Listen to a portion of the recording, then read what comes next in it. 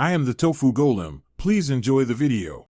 This guide walks you through setting up Unity Catalog in Azure Databricks step by step.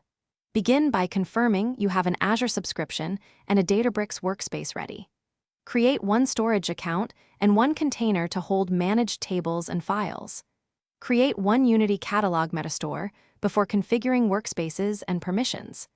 Assign a managed identity for secure access to the storage account. Ensure your Azure admin grants required roles before proceeding with configuration tasks.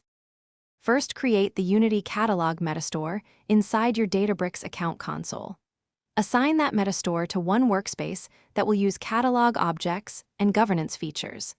Next, register one storage credential in Databricks referencing the managed identity for secure access. Map that credential to your storage container path for managed tables and external data. Grant the managed identity storage blob data owner role on the container to allow read and write. Confirm the storage credential name and can enable workspace assignment for the metastore so the workspace becomes active on Unity Catalog. Create a catalog using a SQL create catalog statement to validate metastore connectivity and storage mapping. Use ACLs at 3 levels: catalog, schema, and table to control access consistently across users. Grant catalog level permissions first, then create a schema and grant schema level permissions.